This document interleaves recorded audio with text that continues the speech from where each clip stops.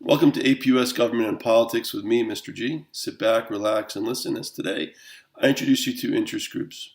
In this first ever episode of Mr. G Talks About Government, we will discuss what interest groups are, why they form, and how they originated.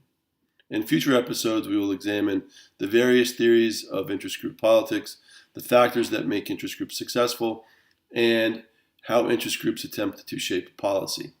Someday, you will be able to tell your grandkids that you were here to witness history, my first ever AP Gov video lecture, live from my house, with my Christmas tree in the background and my messy counters behind me.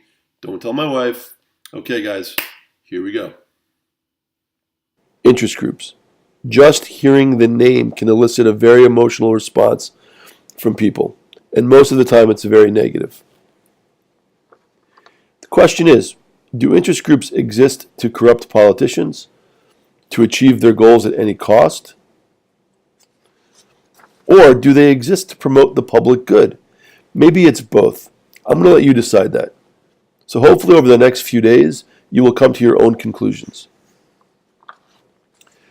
This may sound like I'm beating a dead horse, but one thing is for sure. Interest groups serve as linkage institutions, which link people to government.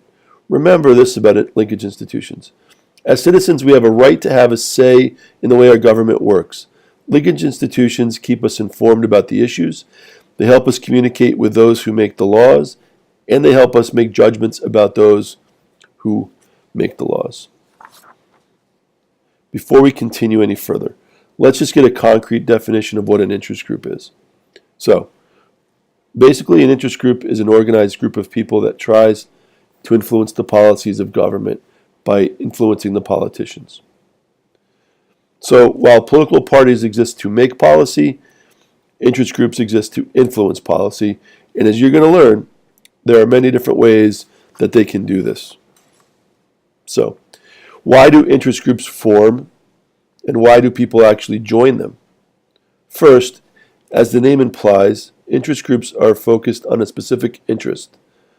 They only specialize on that particular issue or a small group of similar issues, so that people with the same position can join together and promote the common good of achieving the policies that they favor.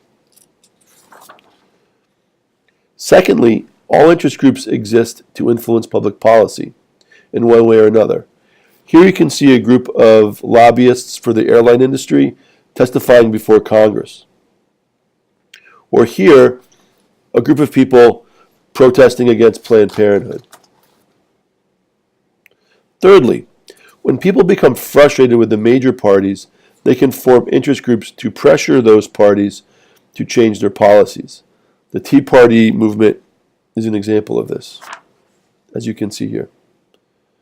Fourth, interest groups need members to be successful. In a major way, large interest groups attract members is by providing member benefits. These benefits can be as simple as providing information on issues important to its members. I routinely get text messages from the Sierra Club updating me about environmental issues. Other benefits are more tangible, as you can see here. AARP offers various forms of insurance to its members, as a dental insurance, for example. They offer discounts on many products. They offer financial services, travel benefits.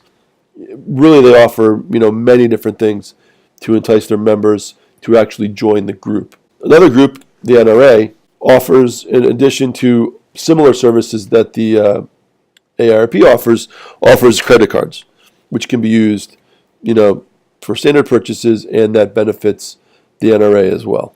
Lastly, as stated before, people want to be connected to their government, and interest groups provide that link. So, where do interest groups come from? No, that's not how it works. They are born out of the U.S. Constitution and the First Amendment.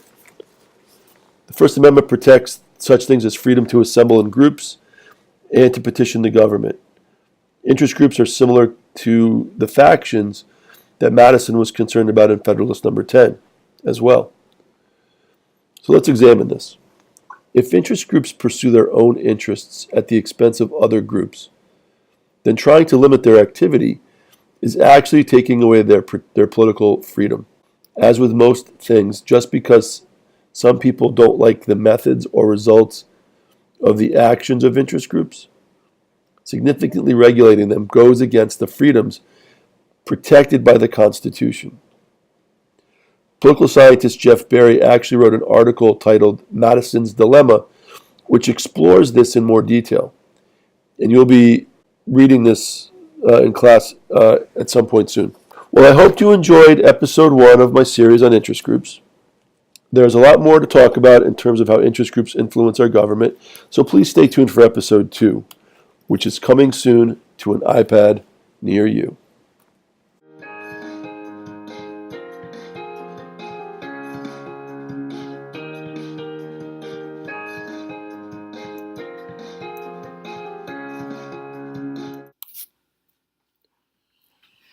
Is this thing still on?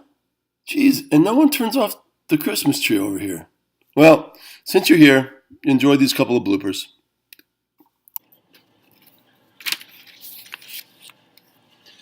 Hey, welcome to APUS Government and Politics with... I said welcome to APUS Government and Politics with me, Mr. G. That's me, crazy man. In this first ever episode of Mr. G Talks About Government, we will not decide, we're going to discuss. We're not going to decide. In this first ever, is that recording? No, it's recording.